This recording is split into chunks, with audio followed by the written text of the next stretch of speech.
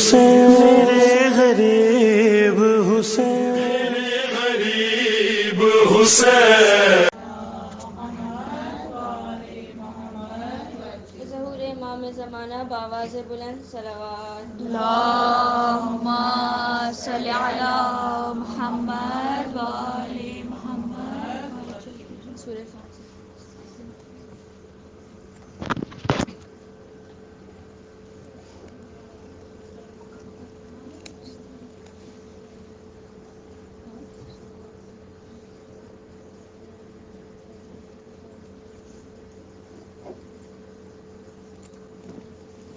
اعوذ باللہ من الشیطان اللعین الرجیم. بسم اللہ الرحمن الرحیم. الحمد للہ رب العالمین. الصلاۃ والسلام علی اشرف الانبیاء والمرسلین سیدنا و نبینا و شفیعنا ابو القاسم محمد. اللہم صلی علی محمد و آل محمد وعجل الفرج. بسم اللہ الرحمن الرحیم.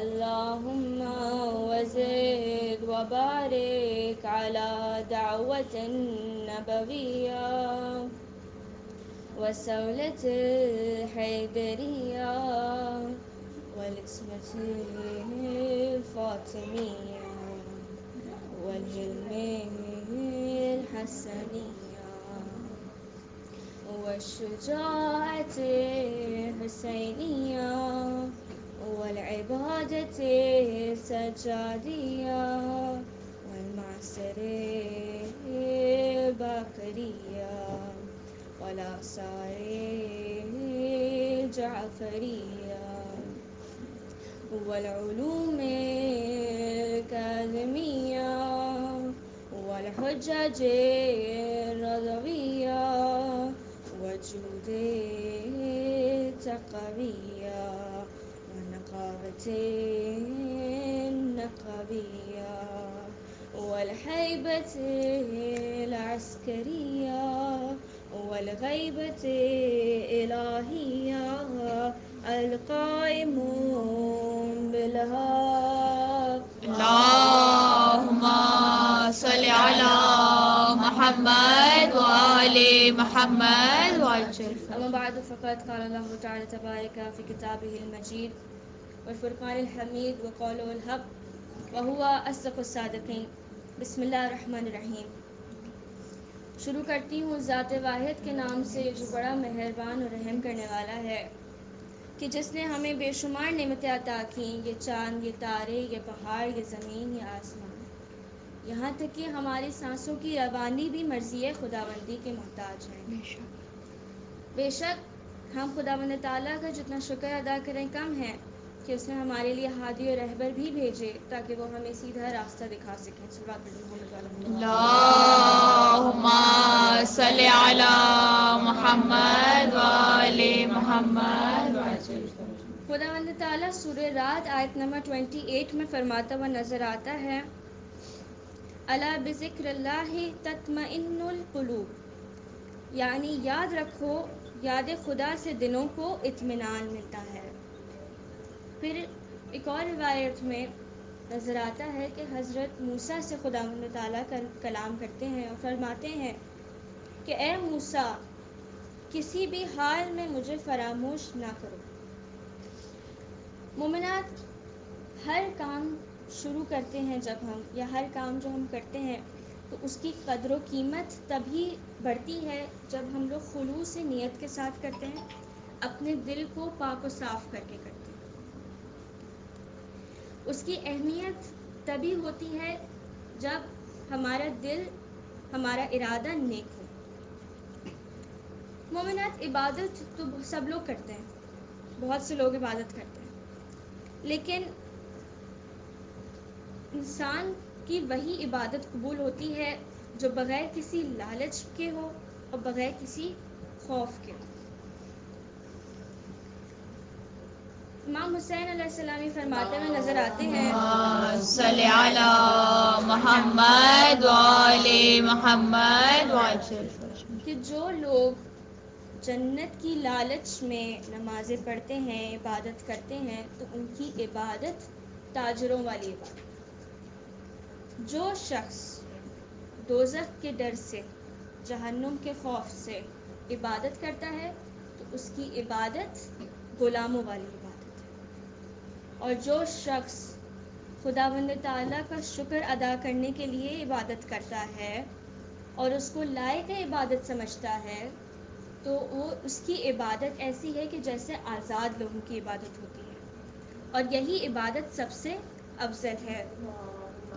صلی علی محمد وآل محمد اور پھر فرمایا کہ جو شخص دل سے اور ذکر سے عمل کر کے خداوند تعالیٰ کا شکر ادا کرے تو اس کا مقام اتنا بلند ہو جاتا ہے کہ شیطان بھی اس تک نہیں پہنچ سکتا۔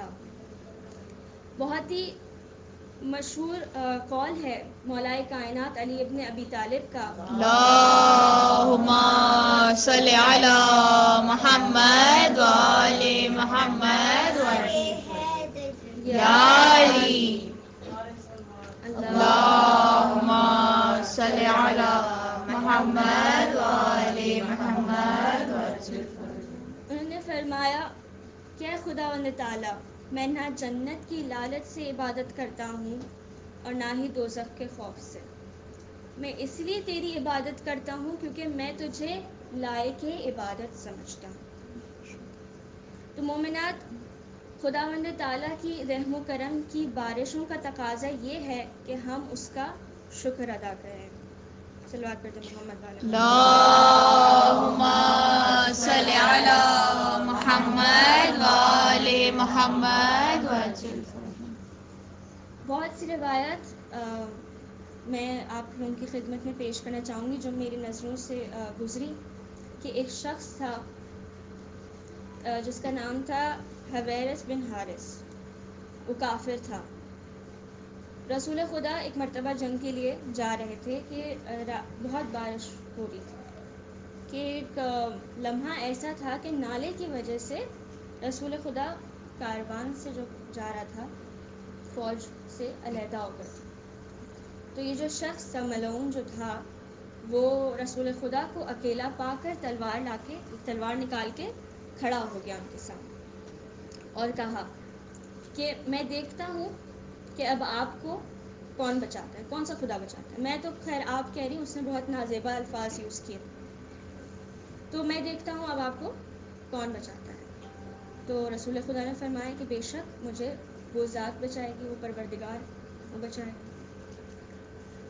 وہ ملعون پھر آگے بڑھتا ہے اور رسول خدا پر وار کرتا ہی ہے، تلوار اٹھاتا ہی ہے کہ اس کا پیر پھسل جاتا ہے، اس کے ہاتھ سے تلوار چھوٹتی ہے، رسول خدا کے آگے گر جاتی ہے۔ رسول خدا وہ تلوار اٹھاتے ہیں اور کہتے ہیں کہ اب تو مجھے بتا کہ تجھے کون بچائے۔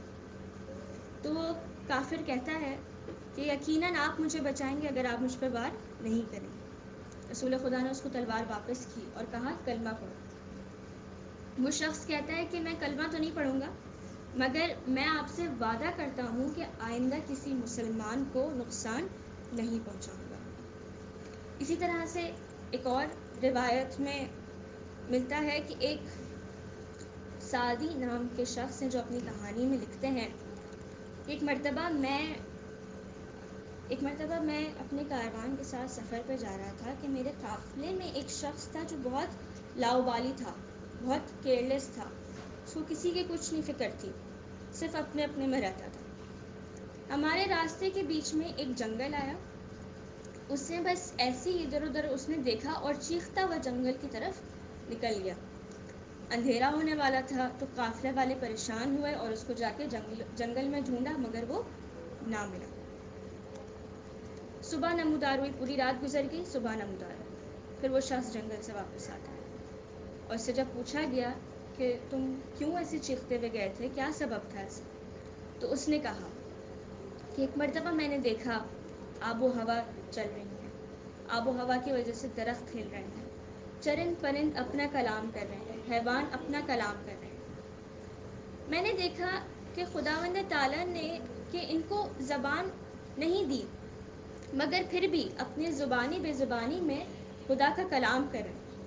قرآن میں بھی کافی ایسے جانور کا ذکر کیا گیا ہے، حیوان کا ذکر کیا گیا ہے کہ جس میں خداوند تعالیٰ کا وہ کلام کرتے ہیں۔ پھر میں نے سوچا کہ خداوند تعالیٰ نے تو ہمیں اشرف المخلوقات بنایا، ہمیں زبان بھی دی ہے، ہمیں عقل بھی دی ہے، تو اس حساب سے ہمیں زیادہ خداوند تعالیٰ کی حمد و ثنا کرنی چاہیے۔ یہ چرند پرند اپنی زبان بے زبانی میں، یہ حیوان اپنی زبان بے زبانی میں، یہ درخت پیڑ پودے اپنے زبان بے زبانی میں خداوند تعالیٰ کی حمد و ثنا کر رہے ہیں، تو ہمیں تو کئی زیادہ اس سے زیادہ حمد و ثنا کرنی چاہیے۔ تو مومنات، اس سے ہمیں یہ پتہ لگتا ہے کہ خداوند تعالیٰ نے ایک ریزن سے ہمیں خود اشرف المخلوقات بنایا ہے، ایک ریزن سے ہمیں یہ زبان دی ہے، ایک ریزن سے ہمیں یہ آنکھیں دی ہیں، ہمیں ایک ریزن سے عقل دی ہے۔ ان ساری نعمتوں کو ہمیں خداوند تعالیٰ کی حمد و ثنا میں جتنا ہو سکے کرنا چاہیے، یوز کرنا چاہیے۔ اللہم صلی علی محمد وآل محمد وعجل پھر فرجہ۔ ایک اور روایت ملتی ہے کہ ایک مرتبہ ایک غریبوں کا گروہ تھا، آ کے رسول خدا سے شکوہ کرتے ہیں کہ جو امیروں کا گروہ ہوتا ہے ان کو تو خداوند تعالیٰ نے بہت نعمتوں سے نوازا ہے، اتنا مال خداوند تعالیٰ نے ان کو دیا ہے کہ وہ زکوٰۃ بھی دے رہے ہیں، وہ صدقہ بھی دے رہے ہیں، وہ راہ خدا میں خرچ بھی کر رہے ہیں، لیکن ہمارے پاس تو ایسا کچھ نہیں ہے، خدا نے ہمیں تو کچھ نہیں دیا، تو ہم کیسے کریں؟ وہیں پر امیروں کا گروہ بھی بیٹھا ہوا تھا۔ تو رسول خدا نے کہا اس میں کوئی بڑی بات نہیں ہے، میں تم لوگوں کو کچھ عمل بتاتا ہوں، وہ کرو تو تمہیں اتنا ہی ثواب ملے گا جتنا ان لوگوں کو خرچ کرنے پہ مل رہا ہے۔ پھر رسول خدا نے فرمایا کہ اگر تم 100 مرتبہ اللہ اکبر بولو گے، پڑھو گے، تو 100 غلام آزاد کرنے کا تمہیں ثواب ملے گا۔ اگر تم 100 مرتبہ الحمدللہ پڑھو گے تو راہ خدا میں 100 اسلحے، 100 ویپنز، 100 گھوڑے خداوند تعالیٰ میں دینے کا ثواب ملے گا، کہ خداوند تعالیٰ کی راہ میں دینے کا ثواب ملے گا۔ پھر اگر تم 100 مرتبہ سبحان اللہ پڑھو گے تو تمہیں حج سے زیادہ کا ثواب ملے گا۔ پھر اگر تم 100 مرتبہ لا الہ الا اللہ پڑھو گے تو محشر کے وقت خداوند تعالیٰ تمہیں بہترین افرادوں میں سے شامل کرے گا۔ وہ غریب گروہ سنتا ہے، پھر اس کے بعد فار گرانٹیڈ لے لیتا ہے کہ تو بہت آسان کام ہے، ہم کر لیں۔ لیکن جو امیر گروہ تھا وہاں پہ جو بیٹھا ہوا تھا وہ یہ سب سن رہا تھا، اور پھر انہوں نے وہی عمل کرنا شروع کر دیا۔ کچھ دن ہوئے تو خداوند تعالیٰ نے ان کو اور نواز دیا۔ پھر غریب آئے ایک شکوہ لے کے کہ ہم نے کیا، عمل کیا، لیکن ہمیں تو کچھ نہیں ملا، لیکن جو امیر گروہ تھا ان کو تو اور مال مل گیا۔ تو رسول خدا نے پھر فرمایا کہ بے شک خدا جس کو توفیق عطا کرنا چاہے اسے کرتا ہے، خدا جس پہ کرم کرنا چاہے کرتا ہے۔ صلوات پڑھتے محمد والا اللہم صلی علی محمد وآل محمد وعجل۔ یعنی اگر ہم اپنی زندگی خداوند تعالیٰ کی حمد و ثنا میں گزار بھی دیں تو اس میں ہمارا کچھ ہے ہی نہیں، ہم نے کچھ کیا ہی نہیں، تو خداوند تعالیٰ کی توفیق ہے کہ ہم کر رہے ہیں۔ بہت ہی مشہور و معروف واقعہ حضرت ایوب کا ہمیں پتہ ہے، بچوں کو پتہ ہے کہ حضرت ایوب کو خداوند تعالیٰ نے کتنے نعمتوں سے نوازا ہوا تھا۔ ان کی بہت ساری اولادیں تھیں، بہت ساری زمینیں تھیں، بہت مالدار تھے وہ، لیکن پھر بھی اپنا زیادہ سے زیادہ وقت عبادت میں گزارتے تھے۔ کہ ایک مرتبہ فرشتے ان کے بارے میں بات کر رہے تھے کہ زمین پر ابھی اس وقت زمین پر سب سے زیادہ بہترین بندہ حضرت پروفٹ ایوب۔ یہ بات شیطان نے سنی، شیطان نے جا کے خداوند کو کہا کہ آپ نے ان کو اتنی نعمتوں سے نوازا تو ظاہر ہے وہ تو شکر ادا کریں گے۔ تو خداوند آواز قدرت ہے کہ میرا جو بندہ ہوگا اس کو میں بہترین سے بہترین سچویشن میں رکھوں یا بدترین سے بدترین سچویشن میں رکھوں، پھر بھی میرے حمد و ثنا کرے گا، مجھ سے غافل نہیں ہوگا، مجھے فراموش نہیں کرے گا، لیکن پھر بھی میں تمہیں دکھانے کے لیے، تمہیں پروف کرنے کے لیے میں تم جو کہتے ہو وہ کرتا ہوں۔ ایک وبا پھیلی، حضرت ایوب کی ساری اولادیں مر گئی، اس وبا کی وجہ سے پھر جو ان کی جو کھیتی تھی وہ ساری اجڑ گئی. پھر بھی وہ خداوند تعالیٰ کا شکر ادا کرتے رہے. پھر شیطان نے کہا کہ آپ نے تو ان کو اتنا صحت یاب رکھا ہوا ہے, اتنی صحت دی ہوئی ہے, تو اس لیے وہ آپ شکر ادا کر رہے ہیں. تو آواز قدرت آئی کہ اگر تم یہ چاہتے ہو تو میں یہ بھی تمہیں کر کے دکھا دیتا ہوں. کہ پروفٹ ایوب کو ہم سب جانتے ہیں کہ ایک ایسی بیماری ہو گئی تھی کہ لوگ ان سے دور رہنا شروع ہو گئے تھے, ان کو پھر اس جگہ سے نکال دیا. پھر ایک پہاڑ پہ جا کے وہ بسر کرتے تھے اپنی زندگی, اور ان کی زوجہ ان کے زخم دھوتی تھی. ان کی زوجہ ان کی زخم دھوتی تھی, ان کے ساتھ رہتی تھی. اتنے بیمار ہو گئے تھے, اتنی مشکلات کا سامنا کرنے کے بعد ان کی جو زوجہ تھی وہ بہت پریشان ہوئی اور حضرت ایوب سے پھر شکوہ کیا کہ خداوند تعالیٰ نے ہمیں کتنی مشکل اس میں گزارا ہے. تو ایک کئی روایت میں ہے, ڈفرینٹ سال ہیں. حضرت ایوب فرماتے ہیں کہ اے مومنہ, تم مجھے بتاؤ کہ تم نے بہترین حالات میں کتنے سال گزارے.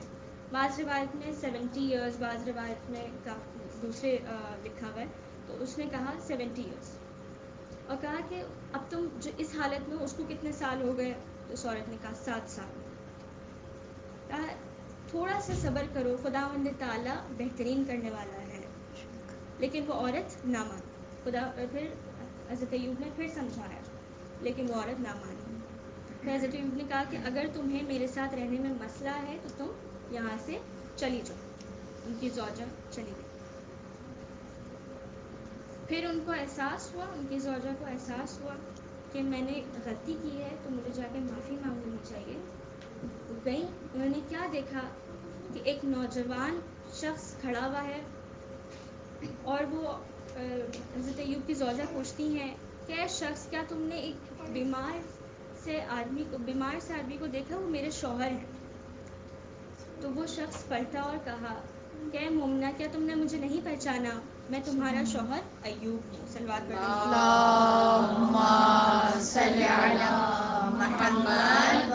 نعرہ تکبیر, نعرہ تکبیر, نعرہ رسالت, نعرہ رسالت, نعرہ حیدری, حیدری, نعرہ صلوات. اللہم صلی علی محمد وآل محمد. مومنات, خداوند تعالیٰ ہمیں جس بھی حال میں رکھے ہمیں خوش رہنا چاہیے.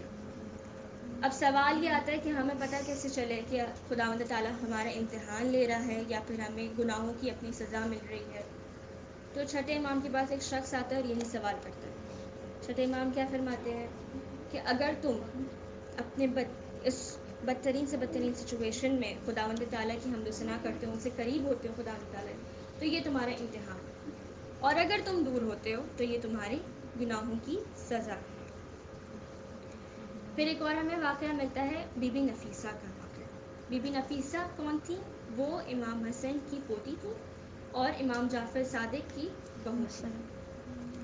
ان کے شوہر کا نام اسحاق تھا, اور وہ اتنی پاکیزہ عورت تھیں, اتنی مومنہ عورت تھیں کہ انہوں نے 30 حج پیدل کیے ہیں. بہت مالدار بھی تھیں, لیکن اپنے آپ کو ڈاؤن ٹو ارتھ رکھتی تھیں. غریبوں کی کافی مدد بھی کی. ایک مرتبہ مصر گئیں, اور مصر جانے کے بعد ان اپنی کسی ریلیٹیو کے پاس گئیں جس کا نام زینب تھا. تو ان کے پاس گئیں اور جا کے وہاں پہ زندگی اپنی بسر کرنا شروع کی. وہاں جا کے کافی لوگوں کی, غریبوں کی مدد بھی کی. پھر ادھر اپنی ایک قبر کھدوائی اور کئی ہزار قبر میں بیٹھ کر, اپنی قبر میں بیٹھ کر کئی ہزار قرآن کو ختم کیا. جب ان کا انتقال ہوا تو ان کے شوہر نے چاہا کہ ان کو واپس مدینہ لے کے چلے جائیں.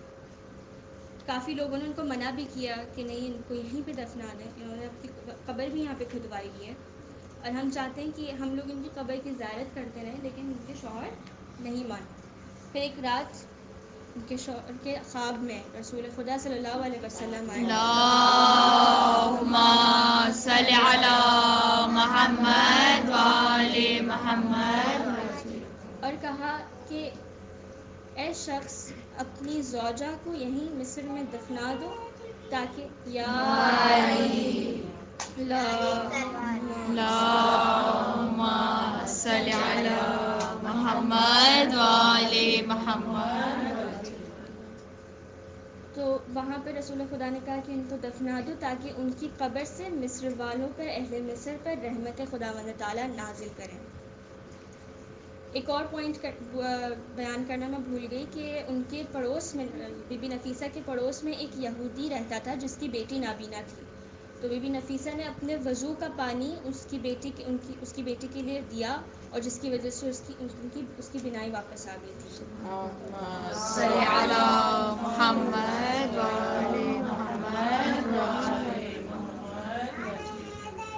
یا علی یا علی اللہم صلی علی محمد وآل محمد. مومنات، اگر عبادت کی روح دیکھنی ہے تو کربلا والوں کو دیکھیں. کربلا ہماری ہر ایک موڑ پر، ہماری ہر ایک سچویشن پر ایک درسگاہ ہے. کربلا حسین کی نظر مشیت پروردگار پر تھی، اور حسین کے انصار کی نظر مشیت حسینی پر تھی. عالم یہ تھا کہ تیروں، تلواروں اور نیزوں سے گھرے ہوئے تھے، مگر عبادت خداوندی کو پیچھے نہ کیا. یہ عبادت ایسی امام حسین کے انصاروں کی کہ ان کو ایک اعلیٰ مقام خداوند تعالیٰ نے عطا کیا. اور وہیں دوسری طرف وہ کلمہ گو تھے جو پیغمبر کا کلمہ بھی پڑھتے تھے اور جان پیغمبر کا گلا بھی کھاتے تھے. عزادارِ ایمان کے زبان سے عرض کروں میں، وہ 4 سال کی سکینہ، وہ حسین کی یتیمہ، کون سا ظلم بیان کروں اس بچی کا میں، کہ روایت میں ہے کہ اس 4 سال کی بچی پر ظلم کے پہاڑ ٹوٹ گئے کہ اس کے بال سفید ہو گئے تھے. مومنات، ذرا تصور کریے 4 سال کی بچی کتنی چھوٹی ہوتی، پھول سا بدن ہوتا ہے، معصوم سا چہرہ ہوتا ہے، کہ جس انسان کا سخت سے سخت ترین دل بھی ہوگا تو اس کا دل نرم ہو جائے. نہ جانے کیسا تھا وہ ملعون کہ اس بچی کو بابا پہ گریا کرنے پہ کبھی تماچے مارتا تھا، کبھی درے مارتا تھا، تو کبھی تازیانے مارتا تھا. مومنات جی کھول کر پرسہ دیجئے، مل کے پرسہ دیتے ہیں اس ماں کو کہ جس نے کربلا میں اپنے 6 مہینے کے علی اصغر کو تیر کھاتے ہوئے دیکھا، اس کے بعد اس بچے کا سر نوکے نیزہ پہ ظالموں کو چڑھاتے ہوئے دیکھا، پھر راہ کربلا سے کوفہ سے شام اپنی 4 سال کی بچی کو تماچے اور درے کھاتے ہوئے دیکھا. جی کھول کے پرسہ دیجیے کہ نہ جانے کس خوش نصیب بیوی کے برابر میں میری بیوی بیٹھی ہوگی پرسہ لینے کے لیے.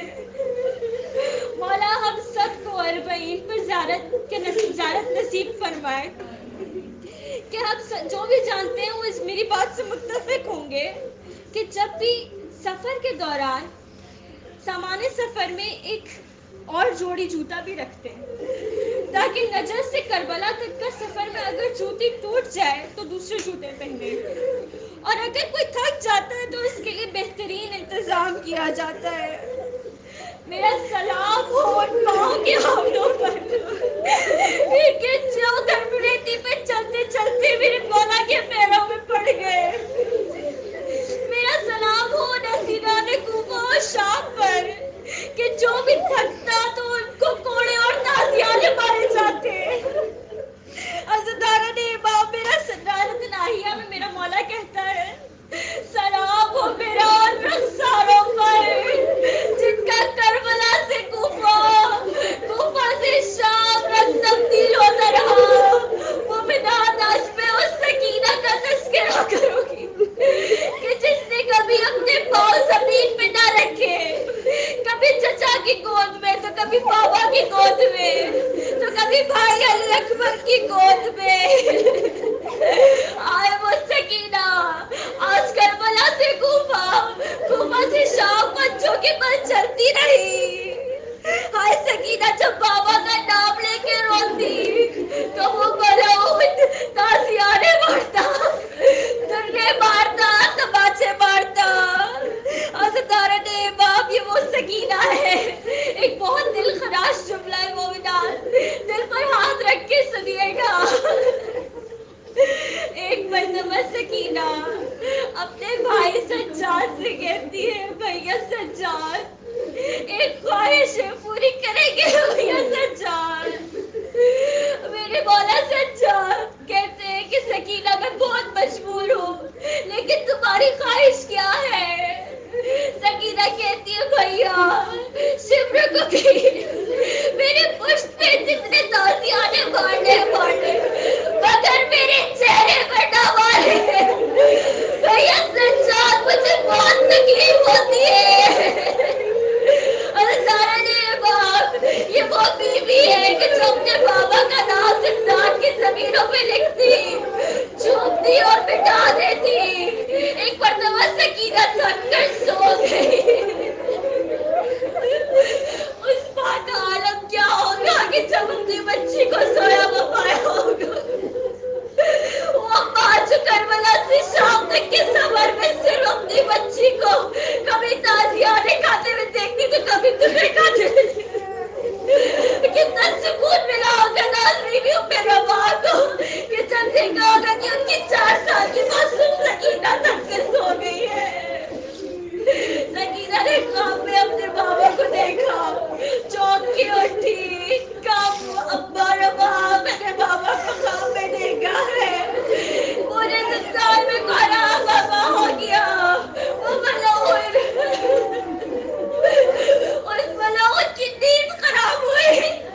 اپنے سپاہی سے پوچھا کہ کیوں زندان میں کھانا بابا ہے. دوسرے سپاہی نے کہا کہ وہ سکینہ حسین کو یاد کر کے رو رہی ہے. کس طرح سے جھیلایا اس نے. حکم دیا گیا کہ حسین کے سر کو زندان میں پہنچایا جائے. حسین کا سر زندان میں آیا. سید سجاد اپنی جگہ سے اٹھے. السلام علیکم یا ابا عبداللہ، السلام علیکم یا رسول اللہ. سکینہ کی گود میں سر حسین رکھا گیا. دل خراش جملہ سکینہ نے بولا بابا کل میں آ گئی. بابا کل میں آپ کی گود میں بیٹھا کرتی تھی. آج آپ میری گود میں بیٹھے. اللہ تعالیٰ نے بہت شکایت کیا بابا سے. سکینہ نے بابا شمر نے میرے منہ پہ تماشے مارے. بابا مجھ سے بولنے میں بھی تکلیف ہوتی ہے. بابا آپ ہی بتائیے میں سقیم نے سقی کی بیٹی ہوں. اگر وہ ملعون مجھ سے گوشوارے مانگتا تو میں دے دیتی، مگر بابا اس نے ایسے چھینے کہ میرے کانوں سے ابھی تک خون روا ہے. ایک مرتبہ سکینہ کی ہمکا کی آواز بند ہوئی. نہیں میں سجاد نے جا کے شانہ ہلایا. آواز دی انا للہ و انا الیہ راجعون. اپنی ابا رباب کو سنبھالیے. سکینہ اس دنیا میں نہیں رہی. اللہ تعالیٰ دل پر ہاتھ رکھ کے سنیے گا. 4 سال کی سکینہ کا جنازہ ہے. 4 سال کی سکینہ کے مسائل ہیں. 4 سال کی بچی کے مسائل ہیں. اللہ تعالیٰ نے غزالہ کو بلایا گیا. غزالہ نے جب غسل دینا شروع کیا چیخ مارتے ہوئے غسل خانے سے نکلی اور کہا اس بچی کو ایسی کیا بیماری تھی کہ جسم کے ہر ایک عضو زخمی ہے. زینب بہت مظلومیت سے کہتی ہے اس بچی کو یتیمی جیسی بیماری تھی. غزالہ نے غسل دیا. کرتا چراتا ستارے نے باپ جناب سکینہ کا کرتا ان کی جسم سے چپک